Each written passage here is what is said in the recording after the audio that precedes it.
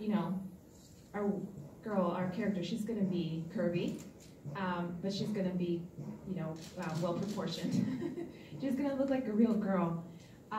So for us, like, we just saw that there was also just this need for better representation of women in the comics industry, and we felt like by writing the story in this format, you know, that we could, you know, be able to accomplish that as well.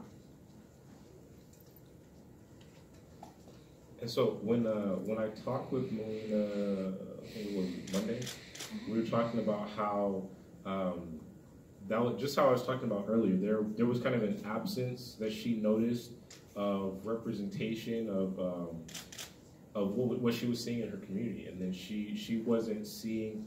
Not that it wasn't there, but it wasn't in her space. There wasn't characters that represented things that she was seeing. And so I was even telling her, and I mentioned this at the last event, that Wonder Woman is actually a very interesting character, because Wonder Woman was created by male. He was a psychologist, but he had very feminist ideals, and he thought, after seeing a lot of these comic characters, why is there no a strong female character?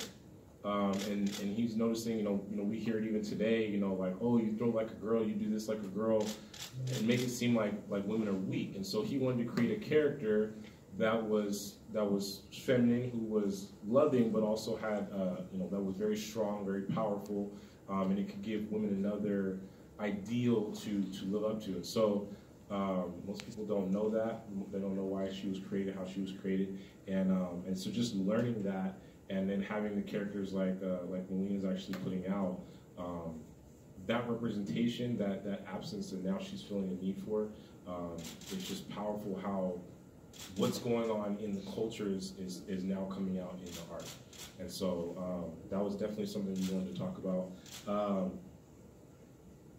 And then, I don't know if you came with something extra that you wanted to bring to the crowd, but what have you found out now creating comics? Like, what's something that you didn't know about comics before that now you know about creating that you think that the crowd would want to know? There are so many things, but if anybody has specific questions, feel free to ask.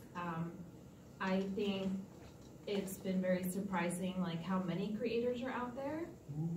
There are a lot of really great comic creators, and just because they're not in big publishing houses like DC and Marvel doesn't mean that their stories are not worth reading, or that they're not valid, or that they're not good creators. You know, you guys will get to meet Javier Hernandez later, who's had an amazing 20-year career in the comic industry, and he's my idol. No, but really, he's an independent creator. He's been self-published, and he's made a really good career out of this. And so it is possible to make it in the comic industry without having to necessarily be part of one of those big publishing houses. And I think that the benefits of staying independent is that you get to stay authentic to your own voice. Sometimes when you have to pitch to these other bigger publishing houses, they want you to have so many things. You know, I've gone to different conferences and listened to different panels and workshops, so they'll tell you, like, oh, we won't even look at your stuff if your social media following isn't at this amount. And it's like, well, that's kind of discouraging, you know? And so people will feel like, oh, well, should I even get started? Or they may not even get started, but I think it's just like, you build your following little by little, and even if it's, you know, a few people that you've reached that really connected to your story, it was worth telling. You know, so I would say just get it done and get it out there. Yes? So what would be some of the alternative publishing platforms that people might consider using to enter into the field? There are so many. If you go to some of the different conventions, you'll see a lot of different publishing houses. A lot of times some of the local conventions don't even have like a representation of DC and Marvel here.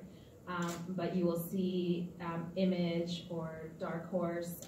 There's also even smaller presses that might be more local to the area. I know Fan-Based Press, if you guys haven't heard of them, are local.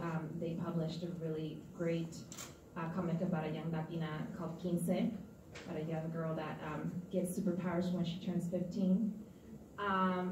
So those are some of the ones that I know of. I'm sure that there are more. I think there's one called Aspen Comics that's also local to the